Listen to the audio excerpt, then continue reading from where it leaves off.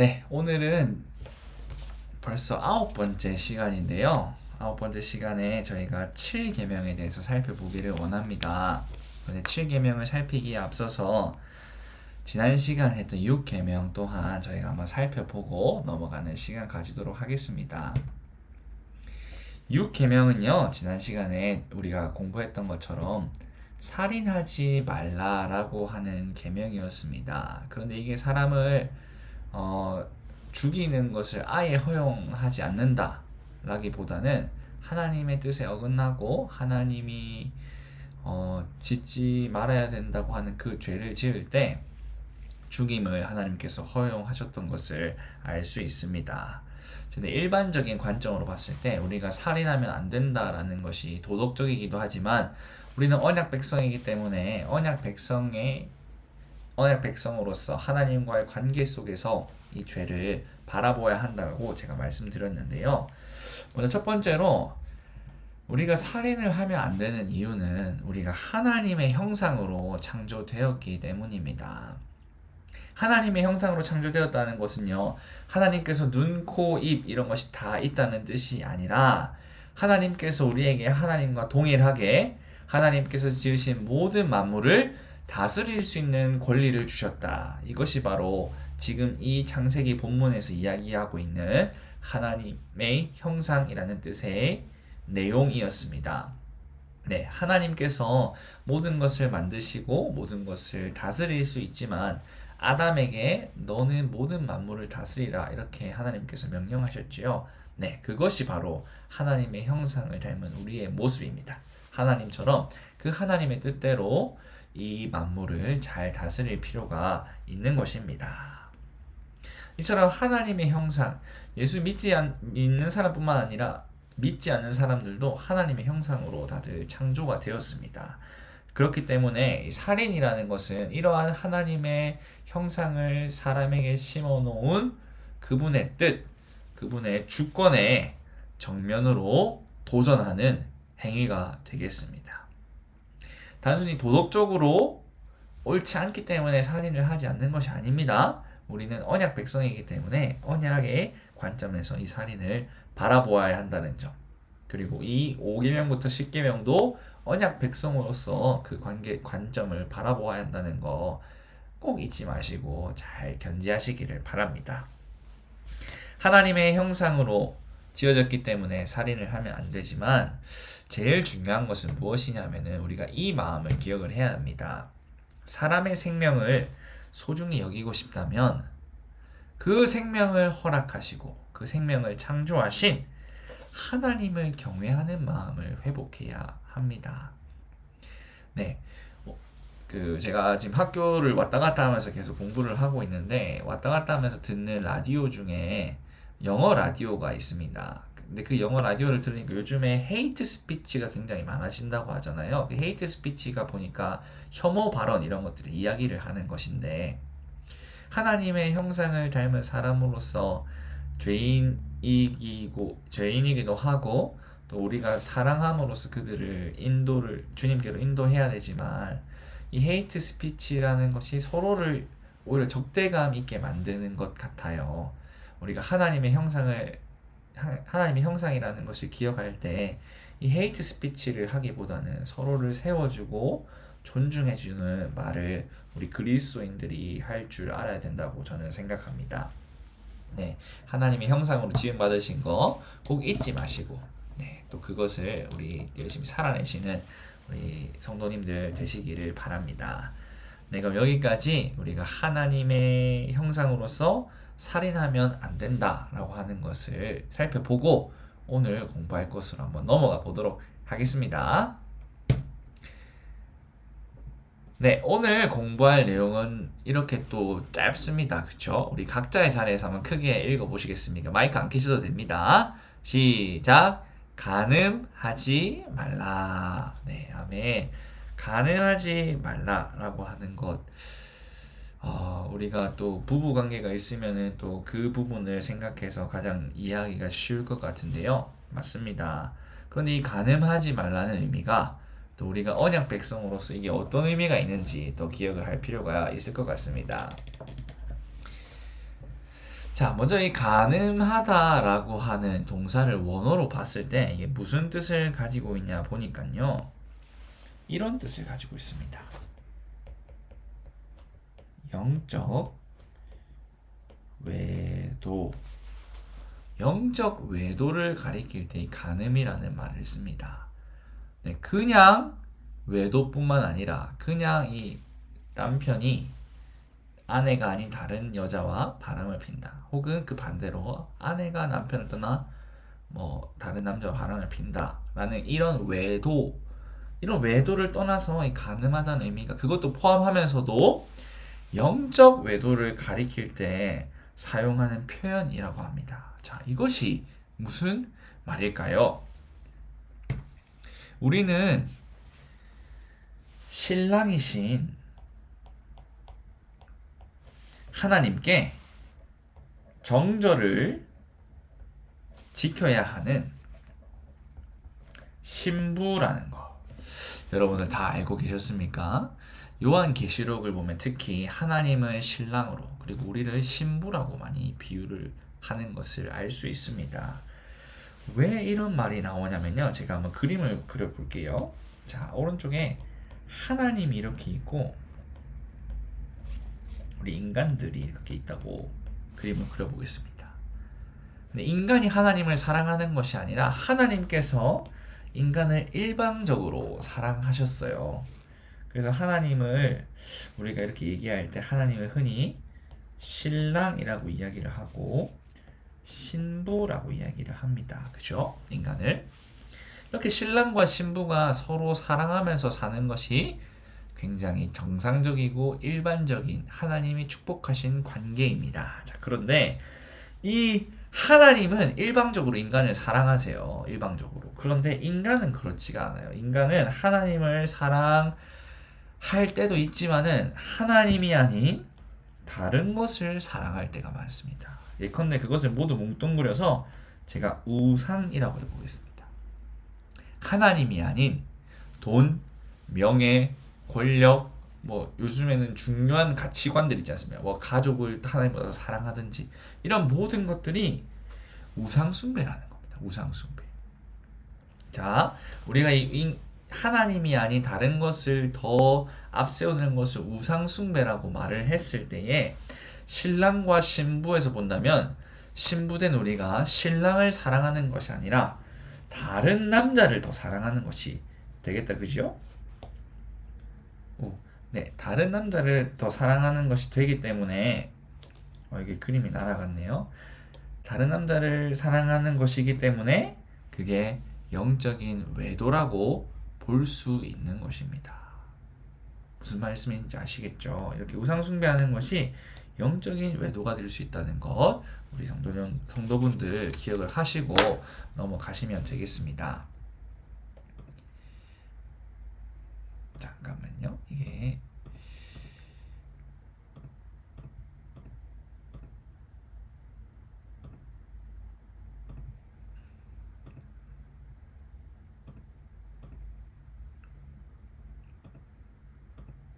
네, 됐습니다. 네, 이처럼 가늠하다는 동사는 영적 외도를 가리킬 때 사용하고요. 우리가 하나님의 영적인 신부라는 것을 기억을 하셔야 됩니다. 네, 그럼 이때 중요한 것이 무엇이겠습니까? 이때 중요한 것은 다른 것이 아니라요. 바로 이것입니다. 중요한 것은 우리와 하나님과의 관계라는 것입니다. 이 외도라는 것을 통해서 실질적으로 우리가 짓는 죄, 남자와 여자가 서로 사랑하는 사람이 아닌 허락된 관계가 아닌 다른 사람을 사랑할 때 우리가 이 관계를 깨트리는 것을 보며 생각하는 것은 단순히 이 남녀 관계가 무너지고 복잡해지는 것이 아니라 하나님과의 관계 또한 무너질 수도 있다는 것을 염두에 두어야 하는 죄가 바로 이 간음하지 말라는 계명입니다. 모든 계명들이 영적인 관계 속에서 봐야 되지만 특히 하나님과 우리가 남편과 신랑과의 관계를 언급하는 구절은 이 7계명밖에 없습니다. 간음하지 말라. 많은 사람들이 우리나라에서 간통죄가 폐지될 때 굉장히 걱정했던 이유가 그런 간음, 그런 바람 같은 것들이 굉장히 쉽게 그리고 숨기면 얼마든지 일어날 수 있기 때문에 그런 건 아니겠습니까? 놀라웠던 것은 그 간통죄가 통과될 때에 많은 남성들이 환호를 질렀다는 그런 기사가 있었습니다.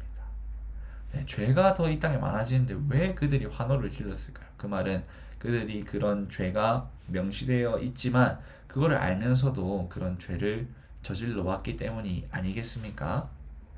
사실 우리나라가 굉장히 음란한 문화가 많습니다.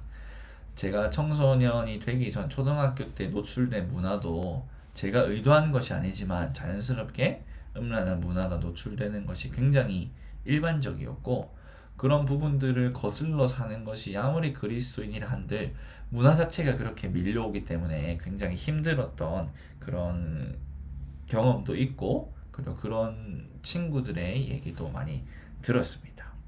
네, 그러나 우리는 그리스도인으로서 하나님과의 관계를 생각하며 이런 외도, 실질적인 외도뿐만 아니라 영적인 외도에 맞서서 나아가야 하는 것입니다. 우리는 이렇게 관계가 중요한 이유는 우리의 신분이 바로 다른 것이 아니라 언약 백성이기 때문입니다. 그래서 3번 언약 백성이라는 우리의 신분에 걸맞게 여호와께 무엇을 지켜야 하냐 하면 영적인 정절을 지켜야 합니다. 영적 정절. 여러분 이거 굉장히 중요한 말이라고 저는 생각이 됩니다. 하나님을 사랑한다고 하면서 그리고 하나님을 예배한다고 하면서 우리가 우리가 좋아하는 것을 예배할 수도 있거든요. 네, 그것이 우상숭배도 될 수 있지만 간음이 될 수 있다는 겁니다. 정말 우리가 하나님을 예배하고 있는가 혹은 내가 만들어낸 하나님을 예배하고 있는가. 이거 굉장히 여러분들이 조금 주의를 가지고 생각해 보셔야 될 부분이 아닌가 싶습니다. 레위기 20장 10절 말씀은 이렇게 되어 있습니다. 자, 무거운 마음으로 한번 보시고 제가 읽어드리겠습니다.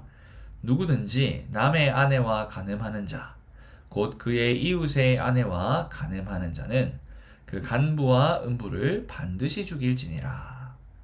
네, 이 레위기는 하나님의 율법을 담고 있는 성경책인데 이렇게 간음하는 자들은 모조리 죽여야 한다는 게 하나님의 율법이었습니다.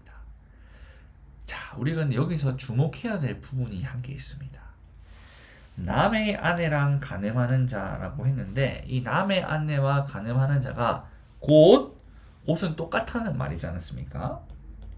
남의 아내가 그의 이웃의 아내다 라는 말입니다. 자, 이게 무슨 말이냐고 하면은 이 율법을 받게 된 대상은 이스라엘 백성들이었습니다.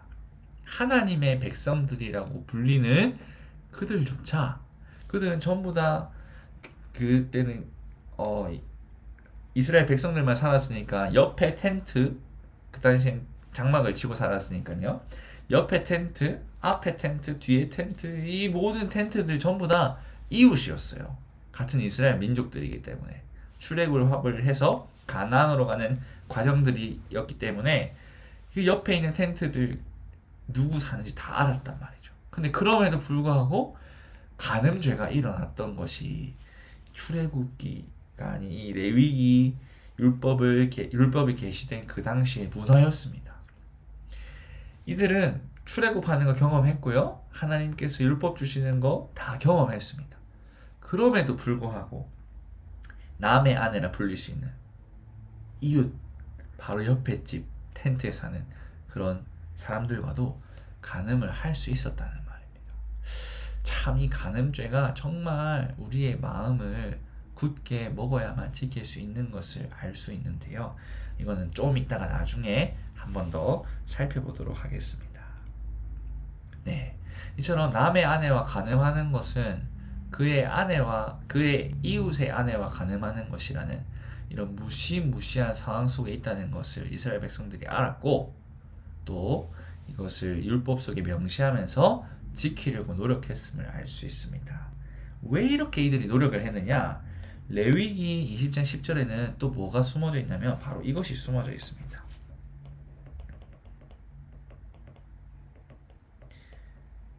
결혼이라는 겁니다. 결혼. 자, 결혼은 무엇입니까, 여러분들?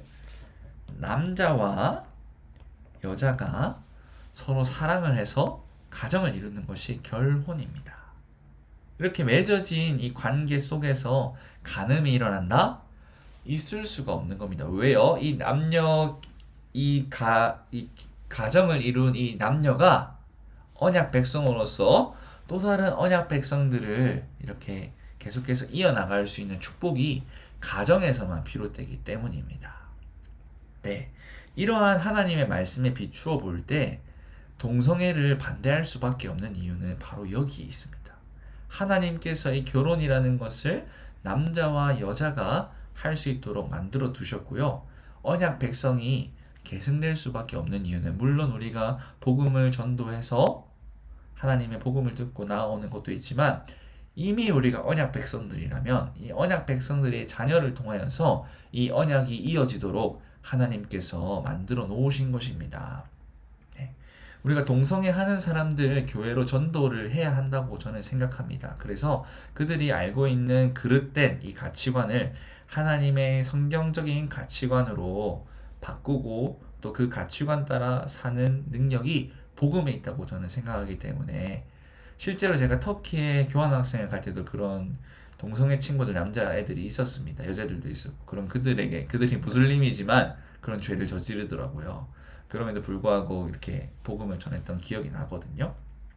근데 우리가 어떠한 관점에서 이들을 전도해야 되는지 우리가 오늘 공부한 것을 기억하시면서 하나님 앞에 영적 외도를 하지 않으시는 여러분들이 되시기를 기도하겠습니다. 네, 제7계명에서 살펴본 이 간음하다는 동사 영적 외도를 금하고 있다.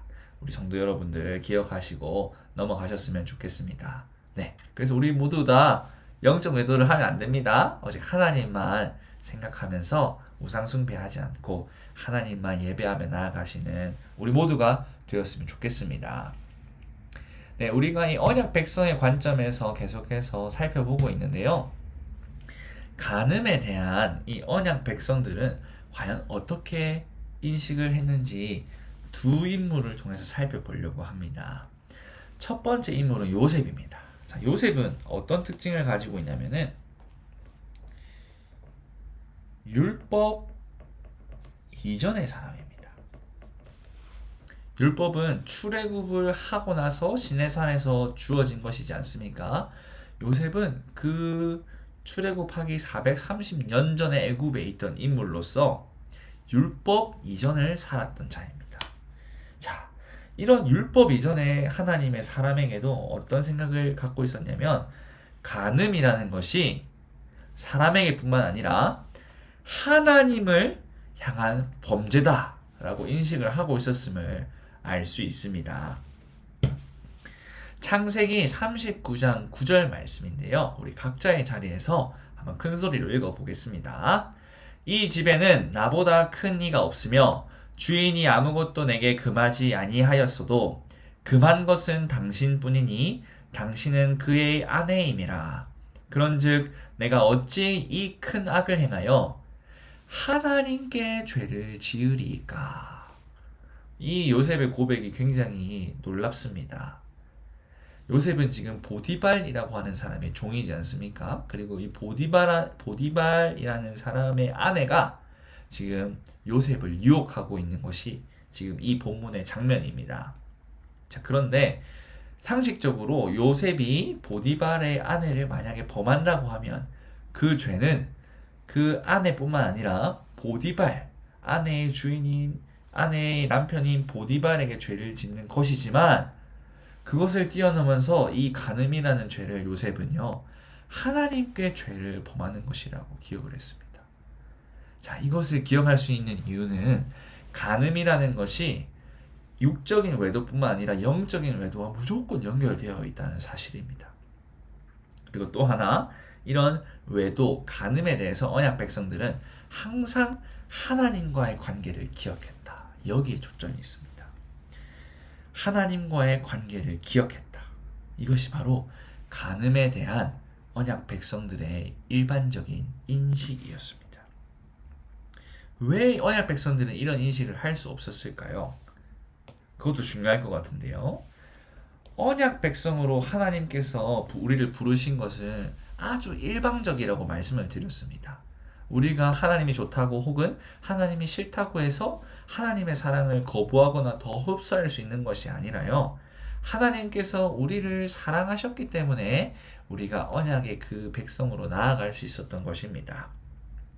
하나님의 언약 백성으로 나아간다는 것은 하나님께서 사랑을 하시는데 오직 이스라엘만 사랑하시겠다라는 뜻입니다. 이스라엘만 사랑 이렇게 적어둘까요? 네. 이 이스라엘을 오해하시면 안 됩니다. 지금 이스라엘 땅에 살고 있는 유대인들만 이야기하는 것이 아니라 하나님께서 보내신 예수 그리스도의 복음을 듣고 예수 그리스도를 우리의 구주라고 고백한 자들 모두 이스라엘로 불립니다. 네. 하나님께서 이스라엘만, 우리들만 사랑하기를 원하셨어요. 때문에 우리 언약 백성들이 이 간음이라는 것을 통해서 하나님을 향한 범죄다. 우리는 하나님만 사랑해야 된다라는 그 사실을 하나님은 누구보다 기억하시기를 원하셨습니다. 율법 이전에 요셉의 모습이 이랬다면 그럼 율법 이후의 모습도 저희가 살펴보겠지요. 다윗은 율법 이후의 사람입니다. 지금 살펴볼 다윗은 율법 이후의 사람인데요. 십계명이 다윗 당시에는 주어져 있었습니다. 이 율법 이후에 다윗도 이런 인식을 합니다. 사람에게 범하는 간음죄가 결국 하나님을 대적하는 영적인 간음죄로 직결된다. 자, 참 무섭습니다. 항상 이 간음죄는 우리 언약 백성들에게는 무조건 영적으로 연결될 수밖에 없다는 것 기억하시면 좋겠습니다. 시편 51편은요. 다윗이 뭐 많은 죄를 범하지만 그 중에서 큰 죄가 우리아의 아내 밧세바를 범하는 그 죄이지 않습니까? 그리고 밧세바를 범하고 그 죄를 덮기 위해서 우리아마저 살인하는 죄를 다윗이 범하게 되는데요. 바로 그때에 회개하며 쓴 시편이 바로 시편 51편 말씀입니다. 여러분들 잘 아시는 찬양이 있지요. 나를 주님 앞에서 멀리하지 마시고 주의 성령을 거두지 마옵소서. 이 고백도 바로 이 시편 51편에 있는 찬양입니다. 그 중에서 이 시편 51편 4절에서 다윗이 이런 고백을 합니다. 우리 한번 각자의 자리에서 읽어보시겠습니까? 내가 주께만 범죄하여 주의 목전에 악을 행하였사오니 주께서 말씀하실 때에 의로우시다 하고 주께서 심판하실 때에 순전하리라 하리이다. 예, 뒤에 말씀은 하나님이 뭐라고 하시든 나는 거기에 순종하겠다는 뜻인데요. 빨간색을 보니까 어떻습니까? 내가 주께만 범죄하여.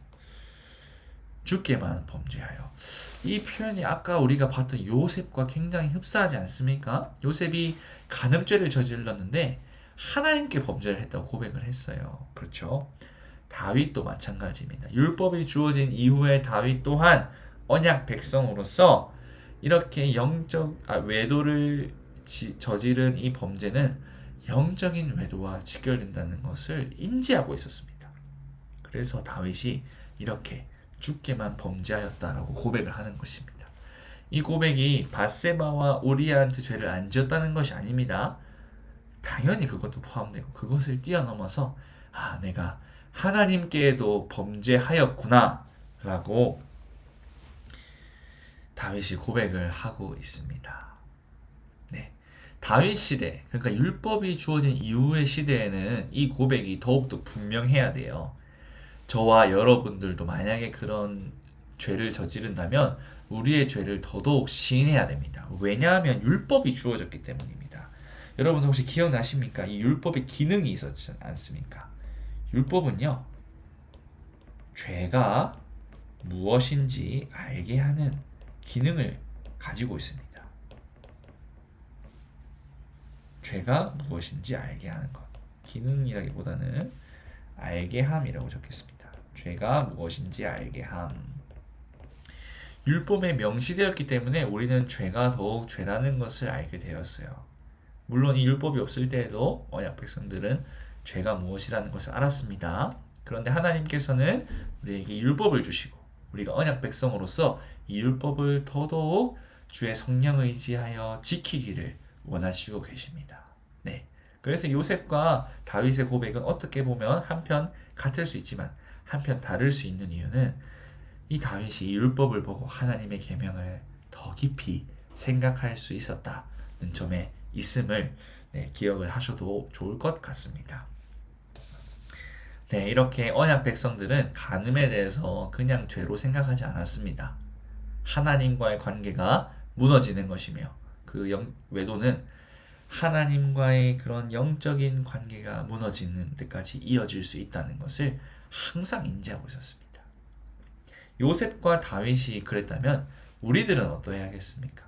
우리도 주신 배우자를 더 사랑하고 더더욱 이 계명들을 통해서 하나님을 더더욱 사랑해야 되는구나 라는 데까지 나아가야 되지 않겠습니까? 네. 우리는요 이 배우자를 사랑하는 것을 넘어서서 하나님을 더 사랑하는 데까지 넘어가야 합니다. 이것이 바로 하나님께서 우리에게 주신 이 7계명의 의미인 줄 믿습니다. 간음은 마음의 갈망, 마음의 욕구에서부터 시작되는 굉장히 무서운 죄라고 할 수 있습니다. 아까 시편 51편 이야기하면서 밧세바 이야기를 했는데요. 밧세바 사건이 잘 기록되어 있는 부분이 바로 이 사무엘하 11장입니다. 여기를 보면은 다윗이 어디에 있었냐면은 왕궁 옥상에 있었습니다. 왕궁 옥상이니까 모든 것이 다 내려다 보이지 않겠습니까? 그렇게 옥상을 거닐다가 목욕을 하고 있는 밧세바를 본 거예요. 다윗이 평소에 얼마나 신실했습니까? 얼마나 하나님을 찬양하는데 열성적이었습니까? 그 성전을 지어서 하나님을 경배하고자 했던 인물이 바로 다윗이지 않습니까? 그런데 그런 구도 마음 한가운데에 이런 욕구가 치밀어 올라서 밧세바를 범하고 또 우리아를 죽이게 되는 그런 죄에까지 이르게 되는 것입니다. 네, 이렇게 볼 때에 사실 이 간음이라는 것은 우리가 성령님을 의지할 때 마음의 생각을 돌린다면 충분히 우리가 극복할 수 있는 죄인 것 같기도 합니다. 그러나 그렇지 않을 때도 있죠. 참 그러기 힘들 때도 있습니다. 그러나 중요한 것은 무엇이냐면 특별히 이 간음이 하나님뿐만 아니라 사람을 동시에 의식해야 된다는 것을 기억하며 나아갈 때는 우리의 마음의 욕구를 음란하고 간음하는 그런 쪽이 아니라 하나님 쪽으로 옮길 수 있다는 사실입니다. 네. 한편으로 보면 모든 죄가 우리가 사실 통제할 수 있는 부분이 아니지 않습니까? 성령님의 도우심이 필요한데 한편으로 보면 우리가 그토록 열심히 하나님 앞에 하나님을 부르짖으면서 극복할 수 있는 죄가 한편으로 간음이 아닌가 생각합니다. 왜냐하면 이 간음은 직접적으로 하나님을 예배하고 하나님을 높이는 것과 깊은 관련이 있기 때문이에요. 네. 이 간음을 하려고 할 때마다 하나님과의 관계가 생각나고 내가 실제로 높여야 될 것이 우상이 아닌 하나님이심을 기억하게 된다는 것입니다. 이 계명, 우리 성도 여러분들, 21세기 음란한 문화가 굉장히 넘쳐나는 가운데 그 문화가 교인들에게도 많은 영향을 미치고 있습니다. 그렇지만 우리가 이 계명을 보면서 하나님과의 언약 백성인 우리의 신분을 기억하고 하나님께서 우리만을 유일하게 사랑하신 신랑이라는 것을 기억하면서 영적으로 정절하고 영적으로 이 순결을 지키시는 아름다운 신부 되시기를 주님의 이름으로 간절히 기도드립니다. 네, 이것이 바로 7계명이 담고 있는 하나님의 뜻입니다. 우리가 영적 외도를 하는 것을 원치 않으실 뿐만 아니라 오직 하나님만을 예배하고 하나님만을 바라보시기를 원하는 우리 여호와 하나님, 이 계명을 통해 더욱더 그 하나님을 기억하시고 누리시는 우리 성도 여러분들 다 되시기를 주님의 이름으로 간절히 기도드리겠습니다. 아멘.